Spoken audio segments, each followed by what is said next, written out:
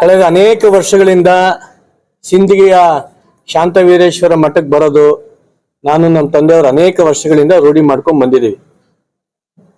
ಶಿವರಾತ್ರಿ ಆದಂತ ಸಂದರ್ಭದಲ್ಲಿ ನೆನ್ನೆ ಬರಬೇಕಾಗಿತ್ತು, ಆದರೆ ನೆನ್ನೆ ಬೇರೆ ಕಾರ್ಯಕ್ರಮ ಇದ್ದಿಂದ ಇವತ್ತು ಮಠಕ್ಕೆ ಬಂದು ಗುರುಗಳ ಆಶೀರ್ವಾದ ತಗೊಂಡಿದ್ದೀವಿ.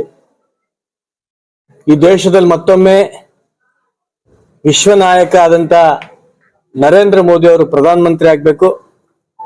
ಕರ್ನಾಟಕದಲ್ಲಿ 28ಕ್ಕೂ 28 ಸ್ಥಾನ ಭಾರತೀಯ ಜನತಾ ಪಕ್ಷ ನಾವು ಗೆಲ್ಲಬೇಕು ಅನ್ನೋಂತ ಅಭಿಲಾಷೆಯಿಂದ ಇವತ್ತು ಸಿಂದಗಿಯ ಮಠದಲ್ಲಿ ಪೂಜೆ ಎಲ್ಲ ನೆರವೇರಿದೆ.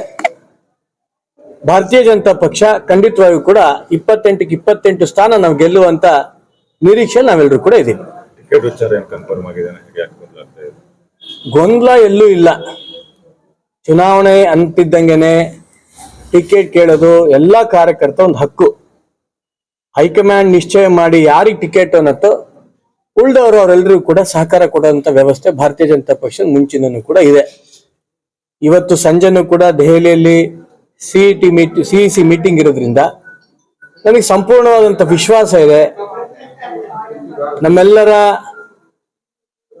ಗುರು ಹಿರಿಯರ ಆಶೀರ್ವಾದದಿಂದ ಖಂಡಿತವಾಗಿಯೂ ಈ ಬಾರಿ ನನಗೆ ಹಾವೇರಿ ಲೋಕಸಭಾ ಕ್ಷೇತ್ರದಿಂದ ಟಿಕೆಟಿನ ನಿರೀಕ್ಷೆ ನಾನಿದೆ.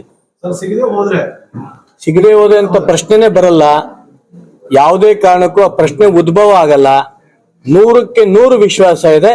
ನಿನ್ನೆ ನಮ್ಮೆಲ್ಲರಿಗೂ ಕೂಡ ಹಿರಿಯ ಅಂತ ಯಡಿಯೂರಪ್ಪನವರು ಕೂಡ ಸಂಪೂರ್ಣವಾಗಿ ನಮಗೆ ಆಶೀರ್ವಾದ ಮಾಡಿದ್ದಾರೆ.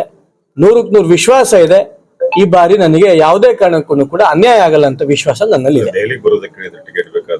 ಕಳೆದ ಒಂದು 10-12 ದಿವಸದ ಕೆಳಗಡೆ ನೀವೇ ನಿಮ್ಮ ಎಲ್ಲಾ ದೃಶ್ಯ ಮಾಧ್ಯಮದಲ್ಲೂ ಕೂಡ ನೀವೇ ತೋರಿಸಿದ್ರಿ. ನನ್ನ ತಂದೆಯವರಂತ KS ಈಶ್ವರಪ್ಪನವರು ಅಮಿತ್ ಶಾ ಅವ್ರನ್ನ ಭೇಟಿ ಮಾಡ್ಕೊಂಡ್ ಬಂದಿದ್ದಾರೆ.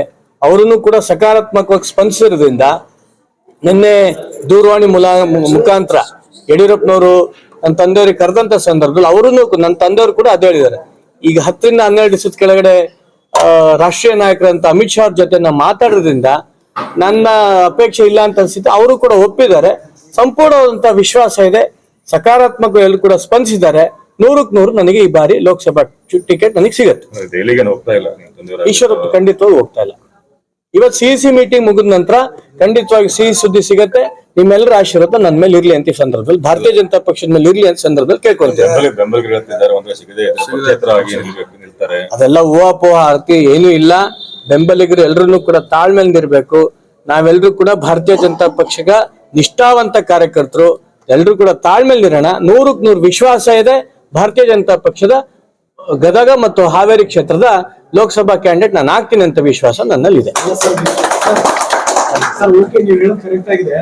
ಒಂದು ವೇಳೆ ಟಿಕೆಟ್ ಕೊಟ್ರೆ ಸರಿ ಸ್ಪರ್ಧೆ ಮಾಡ್ತೀರಿ? ಒಂದು ವೇಳೆ ಅಲ್ಲ, 100ಕ್ಕೆ 100 ನನಗೆ ವಿಶ್ವಾಸ ಇದೆ. ಸರ್, ಏನೇ ಒಂದಾಗಿ ಪಾಸಿಟಿವ್ ನೆಗೆಟಿವ್ ಥಿಂಕ್ ಮಾಡ್ಲೇಬೇಕು. ನೆಗೆಟಿವ್ ಅನ್ನೋ ಪ್ರಶ್ನೆನೇ ಉದ್ಭವ ಆಗಲ್ಲ ಭಾರತೀಯ ಜನತಾ ಪಕ್ಷದಲ್ಲಿ. ಕೊಡದೆ ಹೋದ್ರೇನೋ ಕೊಡಲ್ಲ ಅಂತ ಪ್ರಶ್ನೆನೇ ಬರಲ್ಲ ಅಂತ ಹೇಳ್ತೀನಲ್ಲ. 100ಕ್ಕೆ 100 ನೋಡಿ.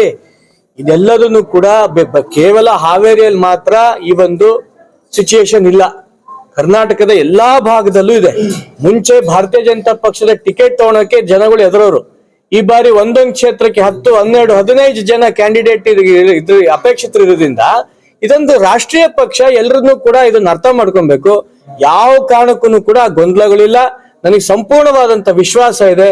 ಹೈಕಮಾಂಡ್ ಮತ್ತೆ ನಮ್ಮೆಲ್ಲರೂ ನಾಯಕರು ಭಾರತೀಯ ಜನತಾ ಪಕ್ಷದ ಹಾವೇರಿ ಲೋಕಸಭಾ ಕ್ಷೇತ್ರದ ಕ್ಯಾಂಡಿಡೇಟ್ ನನಗೆ ಮಾಡತ್ತೆ ಅಂತ ಸಂಪೂರ್ಣವಂತ ವಿಶ್ವಾಸ ನನ್ನಲ್ಲಿದೆ. ಬಹುತೇಕವಾಗಿ ಬಸವರಾಜ ಬೊಮ್ಮಾಯಿ ಹೆಸರು ಫಿಕ್ಸ್ ಆಗಿದೆ. ಹೀಗಾಗಿ ನಾನು ಬಸವರಾಜ ಬೊಮ್ಮಾಯಿ ಹೆಸರು ಫಿಕ್ಸ್ ಆಗಿದೆ. BC ಪಾಟೀಲ್ ಅವ್ರು ಫಿಕ್ಸ್ ಆಗಿದೆ. ನಾನು ಸಂಪೂರ್ಣವಾಗಿ ಅದಕ್ಕೆ ಬೆಂಬಲ ಕೊಡ್ತೇನೆ. ಯಾರೇ ಕ್ಯಾಂಡಿಡೇಟ್ ಆದ್ರೂ ಕೂಡ ಭಾರತೀಯ ಜನತಾ ಪಕ್ಷದ ಒಬ್ಬ ಸಾಮಾನ್ಯ ಕಾರ್ಯಕರ್ತನಂತೆ ನಾನು ಕೂಡ ಓಡಾಟ ಮಾಡ್ತೀನಿ. ಅದ್ರಲ್ಲಿ ಯಾವುದೇ ರೀತಿಯಂತ ಅನುಮಾನ ಇಲ್ಲ. ಪಕ್ಷ ತೀರ್ಮಾನ ಮಾಡಿ ಇಂಥವ್ರ ಕ್ಯಾಂಡಿಡೇಟ್ ಅಂತ ಆದಂತ ಸಂದರ್ಭದಲ್ಲಿ ನಾವೆಲ್ಲರೂ ಕೂಡ ಒಗ್ಗಟ್ಟಿನಿಂದ ಭಾರತೀಯ ಜನತಾ ಪಕ್ಷ ನಾವು ಗೆಲ್ಲಿಸ್ತೇವೆ. ನರೇಂದ್ರ ಮೋದಿ ಅವರು ಮತ್ತೊಮ್ಮೆ ಪ್ರಧಾನಮಂತ್ರಿ ಮಾಡ್ತೇವೆ.